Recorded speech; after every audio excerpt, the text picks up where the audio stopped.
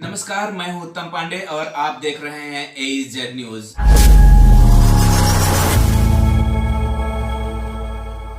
कमियां आम आदमी पार्टी की रही हो, जो कि कितनी भी कमियां रही हो, परंतु एक अच्छी बात आम आदमी पार्टी के नेताओं में ये जरूर है कि आखिरी में गलती मान लेते हैं।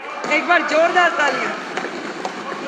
आज स्वयं आतिशी बहन ने कहा कि हम बाकी सारी चीजें जो उन्होंने एक्सेप्ट करी, आप सबने जो कही बहुत बढ़िया बात है। और इसी प्रकार केजरीवाल जी ने स्वयं माना कि मैं यमुना साफ नहीं कर पाया, मैं पानी नहीं दे पाया, मैं गलती मानता हूँ, मुझे और समय दे दिया जाए। ये बहुत अच्छी बात है कि आखिरी में आकर के अपनी गलती मान लेना भी एक गलती का सुधार है। अध्यक्ष जी, मैं तो केवल इतनी बात कहूंगी कि आतिशी बहन, हमारी इस सरकार में मेरे अलावा 4 बहनें हैं। मुझे चिंता होती है आतिशी जी की, बहन है हमारी, कि आतिशी जी आप केजरीवाल साहब का इतना साइड ना लीजिए, और आपसे कहना चाहूंगी कि तू इधर उधर की ना बात कर, ये बता कि काफिला कैसे लुटा। और आज केजरीवाल जी आपको यहाँ फंसा के न जाने कौन से बिल में घुस गए हैं। जब वो स्वाति मालीवाल को अपने घर में बुला करके उसके साथ दुर्व्यवहार कर सकते हैं, तो आतिशी जी आप भी कोई दूर नहीं है। कल को आपके लिए भी कोई दुर्घटना ना हो, इस बात की मुझे चिंता है। जब स्वाति मालीवाल के साथ कुछ हो सकता है, उसको घर में बुला के राज्यसभा सांसद को, आतिशी जी आप हमारी बहन है, मुझे चिंता है आपकी, आपको ध्यान रखना चाहिए। बैठिए, मुझे कार्रवाई मैं चेतावनी देता हूँ विपक्ष को। अध्यक्ष जी, सीएजी की चर्चा पर, अध्यक्ष जी, सीएजी की रिपोर्ट पर अब मेरी बारी में ये लोग ऐसे बोलेंगे, और मुख्यमंत्री थोड़ी सभ्यता रखनी चाहिए, करने दीजिए। थोड़ी सभ्यता रखें, आप साथी हो हमारे, थोड़ी सभ्यता रखें। बात ये भी नहीं है कि अस्पताल में हेल्थ विभाग के द्वारा जो बजट दिया गया वो उपयोग हुआ कि नहीं। बात ये भी नहीं है कि कितने बेडों की जरूरत थी और कितने मिले। बात ये भी नहीं है कि दवाइयाँ जो चाहिए थी जनता को वो दी नहीं गई। बात ये है कि जो दिल्ली के लाखों लोग इनके अस्पतालों की वजह से धक्के खाते खाते दुखी हुए, उसके जिम्मेवार ये आम आदमी पार्टी के लोग हैं। आप सीएजी से मत भागिए, बैठिए। आएंगे, चिंता मत कीजिए, बिल्कुल आएंगे। अभी आप सुनने का मादा रखिए। अभी ये देखिए, ये लोग क्या करते हैं, जब इन्हें पता है कि अब इनकी और उंगली है। आपकी मैडम का उसमें नाम है क्या? आपकी मैडम का नाम है क्या? मार्शल जनरल सिंह जी को बाहर ले जाए। चलो।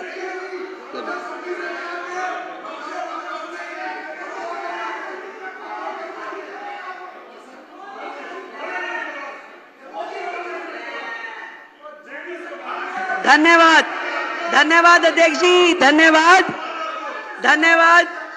इस तरीके से हाउस का समय बर्बाद करना असल में तो इनकी नीयत ही नहीं है। इन्हें मालूम है कि ये जो रिपोर्ट, अभी तो केवल मात्र 2 रिपोर्ट सदन पटल पे लाई गई हैं, तो इनके होश उड़ गए हैं। पूरे के पूरे अखबार, पूरा मीडिया, पूरे चैनल्स रोजाना सुबह से शाम तक इनके काले चिट्ठे खोलते हैं और ये सोच रहे हैं कि बाकी की 12 आ जाएगी तो इनका क्या हाल होगा, क्योंकि ये पूरी तरीके से सर तक भ्रष्टाचार में डूबे हुए हैं। केवल ध्यान डाइवर्ट करने के लिए अलग अलग प्रकार के मुद्दे लेकर के आते हैं। मैं आपको अध्यक्ष जी बताना चाह रही थी कि सिर्फ ये विषय नहीं है कि जो अस्पताल में बजट कम यूज हुआ, कोविड के समय बजट कम यूज हुआ, कम बिस्तरों का उपलब्ध कराए गए। बात यह है कि उस समय के दौरान जो लाखों लोगों ने तकलीफें सही, जो मरीजों के दिल पे गुजरी, जो पूरी तरीके से अस्त व्यवस्था देख करके डॉक्टरों के मन पे गुजर रही होगी, वहां के स्टाफ पे गुजर रही होगी, जो परिवार जानों के साथ घटनाएं घट रही होंगी, आज उसको सोचिए तो दिल दहल जाता है। शर्म आनी चाहिए उनके माननीय विधायक को कि जब अशोक गोयल जी कोविड की चर्चा कर रहे थे, परिवारजनों के मरने की बात कह रहे थे, शमशान घाट पे जगह नहीं मिल रही, ये बातें कह रहे थे, तो वो विधायक मुंह खोल के जो हंस रहे थे। शर्म आनी चाहिए। मैं आज इस सदन के माध्यम से ये पूरा का पूरा दिल्ली सरकार का स्वास्थ्य विभाग और दिल्ली सरकार के अस्पताल स्वयं बीमार हैं, खुद ही बीमार हैं, इसको इलाज की जरूरत है। पहले एक एक उनका डिपार्टमेंट, एक एक चीज, डॉक्टर बेबस है, पूरी व्यवस्था बेबस है। आपदा के पिछले ये 10 साल स्वास्थ्य के नाम पे केवल भ्रष्टाचार हुआ है अध्यक्ष जी, केवल भ्रष्टाचार। केवल वो मुद्दे नहीं है जो इस सीएजी की रिपोर्ट में है। बात यही खत्म हो जाती तो और बात थी, बात तो अभी शुरू हुई है, अभी तो इनके काले कारनामे खुलने शुरू हुए हैं। आज जब मैं अधिकारियों के साथ बैठी और मैंने उनसे पूछा कि बताइए भाई क्या है, तो मुझे ये समझ में आई कि मरीजों को नकली दवाइयां और नकली मरीजों को असली पेमेंट की गई उनके नाम पे असली पेमेंट की गई। और मोहल्ला क्लिनिक की तो जो हालत है, मोहल्ला क्लिनिक की तो ये हालत थी जहां मरीज भी नकली, जहां पे टेस्ट भी नकली, जहां दवाइयां भी नकली, परंतु एक चीज असली रही, पेमेंट असली हुई है, बाकी सब कुछ नकली। कितने मरीज आते हैं, अस्पताल बंद में भी पेमेंट हो जाती है, करोड़ों रुपए की मोहल्ला क्लिनिक के नाम पे पेमेंट हुई, परंतु उसकी कहीं से कहीं तक कोई भी अकाउंटेबिलिटी नहीं है। सफाई के नाम पे घोटाला, दवाई के नाम पे घोटाला, टेस्ट के नाम पे घोटाला, इलाज के नाम पे घोटाला, बेड के नाम पे घोटाला, भर्ती के नाम पे घोटाला। घोटालों की सरकार केजरीवाल। ना डॉक्टर, ना नर्स, ना पैरामेडिकल हमारा स्टाफ। कितनी कमियां हैं वो मेरे बाकी के साथियों ने बताई। फिर भी मैं आपको ये बताना चाहूंगी कि जो नर्सिंग स्टाफ है, जो सेंशन है, वो 7,977 में से केवल 5,791 हैं। 2,186 नर्सिंग स्टाफ की सीट्स आज भी वेकेंट है। आप मानिए कि अस्पताल में यदि 2,000 नर्सों की कमी है तो उन अस्पतालों की क्या स्थिति चल रही होगी। आज भी ड्यूटी मेडिकल ऑफिसर 234 सीटें खाली आज भी है। वो कैसे चल रही है, कहां पे उनकी ओपीडी हो रही है। जितना भी स्टाफ है, एक एक विभाग, यहां तक कि पैरामेडिकल जो पोस्ट है उसमें भी 2796 पोस्ट आज भी खाली पड़ी हैं। किस तरीके से ये अस्पताल चलाए जा रहे हैं अध्यक्ष जी, मैं ये जानना चाहती हूँ। घोटालों की सरकार ने 10-10 हजार रुपए में जो कॉन्सेंट्रेटर मशीन थी उसको लाखों रुपए में खरीदा। 10 रुपए का वो N95 वाला मास्क जो था वो 150 रुपए में खरीदा। और शर्म की बात ये है, खरीदा तो खरीदा, उपयोग हो जाता तो दर्द नहीं होता।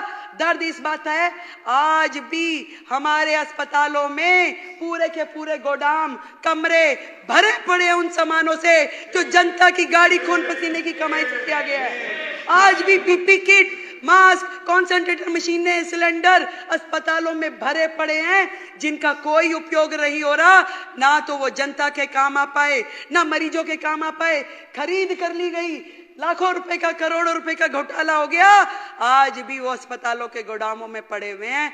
कितने शर्म की बात है। एक एक अस्पताल का गोदाम जाके खोल के देखिए, वहां पे क्या क्या पड़ा हुआ है, मिट्टी हो रहा है, परंतु इनके कान पे जूं नहीं रेंगती। कितनी बुरी स्थिति है। कितनी सारी बीपी मशीनें खरीदी गई, पेमेंट हो गई, परंतु कहां गई, कौन इस्तेमाल कर रहा है, कोई अकाउंटेबिलिटी नहीं है। कहां पे हो रहा है ये सब? ICU, CCU, operation theatre, MRI, सारी की सारी मशीनें, कोई रेट फिक्स नहीं है, कोई दर नहीं, कहां किस तरीके से खरीद हो रही है, कोई पूछने वाला नहीं था। मैं आपको बताना चाहती हूं, एक्ट, क्लिनिकल एस्टेब्लिशमेंट एक्ट 2010, जो कि कोर्ट के आदेशानुसार लागू कर दिया जाना चाहिए, वो एक्ट जिसके माध्यम से पूरा का पूरा हमारे क्लिनिक, हॉस्पिटल, लैब और जितने भी टेस्टिंग सेंटर्स हैं उनको रजिस्टर किया जाता है और मॉनिटर किया जाता है। आपको ये जान करके माननीय सदस्यों ये हैरानी होगी कि आज भी दिल्ली जो है देश की राजधानी, घिसे पिटे 1993 के Delhi nursing home registration act के माध्यम से चल रहा है, ना कि 2010 में बने हुए क्लिनिकल एस्टेब्लिशमेंट एक्ट के हिसाब से। क्योंकि इस पूरे एक्ट के माध्यम से अगर चलते तो वहां पे बहुत सारी चीजों की जवाबदेही तय हो जाती, परंतु पुराने नियमों के अनुसार जब वो काम कर रहे तो उनको कोई मतलब ही नहीं, क्योंकि बहुत सारी चीजें उसमें कवर ही नहीं होती, जो मर्जी करें, कोई पूछने वाला नहीं है। जबकि माननीय हाई कोर्ट ने मई 2022 के में ये निर्देश दिया कि भाई आपको केवल सीईए एक्ट के अनुसार काम करना है, परंतु इस सरकार ने उस एक्ट को लागू ही नहीं किया, उनके हेल्थ मिनिस्टर ने उसे लागू ही नहीं किया।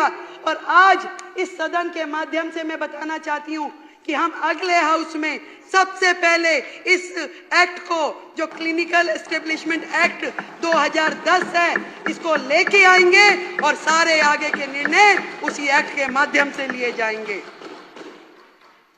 इस सरकार का तो भगवान ही मालिक था और शायद भगवान ने इसीलिए इनका फल भी दे दिया। हाई कोर्ट ने बार बार रिकमेंडेशन दिया, अनेकों बार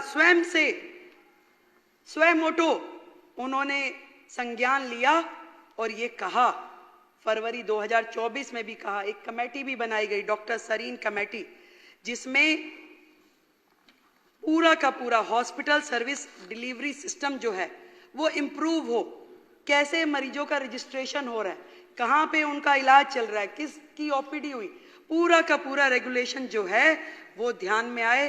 परंतु कभी सरकार ने हाई कोर्ट के आदेश के बावजूद भी किया नहीं। आज भी कौन मरीज आ रहा है, क्या इलाज हो रहा है, क्या बिलिंग हो रही है, क्या रिकॉर्ड है, किसी किताब में दिखाई नहीं देता। हाई कोर्ट के आदेशानुसार, उसके कहने के बावजूद उन्होंने स्वयं मोटो रिकमेंडेशन दिया कि आपका स्वास्थ्य विभाग गलत काम कर रहा है, जीरो है, इसमें लागू की जाए डॉक्टर सरीन कमेटी की रिपोर्ट्स, परंतु केजरीवाल और उनकी सरकार ने इसे लागू नहीं किया। कितने शर्म की बात है। मैं आपको बताना चाहती हूं, 24 हॉस्पिटल जो इस सरकार के कार्यकाल में शुरू हुए, करोड़ों करोड़ रुपए के बजट से एक भी अस्पताल का काम पूरा नहीं हुआ सर, एक भी अस्पताल का काम। 24 की रिपोर्ट तो नहीं बोल पाऊंगी, ये सारी है, पर कुछ आपको एग्जाम्पल देती हूं।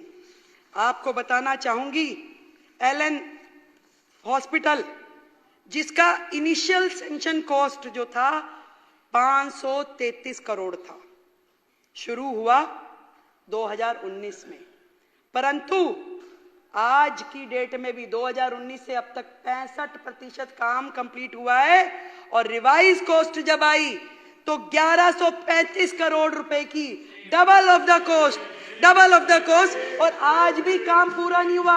आज फिर रिवाइज कॉस्ट की जरूरत है और आज उसमें फिर कितने 100 करोड़ बढ़ाने पड़ेंगे वो पता नहीं। और ये वो प्रोजेक्ट है जिसमें पीडब्ल्यूडी ने कॉन्ट्रैक्टर को 95 करोड़ रुपए की पेनल्टी पे की है, 95 करोड़ रुपए की पीडब्ल्यूडी ने, सरकार ने कॉन्ट्रैक्टर को पेनल्टी दी है। क्या ये सरकार, इस 95 करोड़ का हिसाब कौन देगा? इस 95 करोड़ जनता के पैसे का भुगतान कौन करेगा? ये सुन नहीं सकते थे, इसलिए यहां से चले गए, या इन्हें पता दिया होगा कि भाई मैडम ये बोलने वाली है। 7 अस्पताल जो कि कोविड टाइम में होने थे, बनने थे, जिसे कि जो कि कोविड टाइम में विशेष रूप से आईसीयू हॉस्पिटल बनने थे, एक भी अस्पताल बना ही नहीं। कोविड आया चला गया, एक भी अस्पताल नहीं बना, कोई तो शुरू ही नहीं हुआ। कोई आज भी केवल पोटा कैबिन जैसे स्ट्रक्चर खड़ा कर दिया गया जिसमें कि एक भी फैसिलिटी ऐसी नहीं है। आज भी वो जो 1216 करोड़ रुपए के अस्पताल है वो मिट्टी हो गए हैं, जीरो हो गए हैं। आज भी उनको वर्केबल कंडीशन में लाने के लिए और 1200 करोड़ रुपए लगा दें तो भी कामगार नहीं है, तो भी वो उपयोग नहीं होंगे। इसका हिसाब कौन देगा? ये बात इनको पता थी, इसलिए वो यहां से चले गए। एक एक अस्पताल करोड़ों करोड़ रुपए का, एक भी अस्पताल का काम इन्होंने पूरा नहीं किया। ये जो ज्वालापुरी में एक अस्पताल था जिसकी सैंक्शन कॉस्ट 319 करोड़ रुपए थी, उसके बाद रिवाइज किया गया। मंत्री जी विजिट करने गए जी, वहां 8 फ्लोर का अस्पताल बनना था। मंत्री जी के मन में आया कि नहीं नहीं नहीं भाई, इस पे 2 फ्लोर और बढ़ा दिए जाए। उन्होंने आदेश दे दिया कि 2 फ्लोर और बढ़ा दो।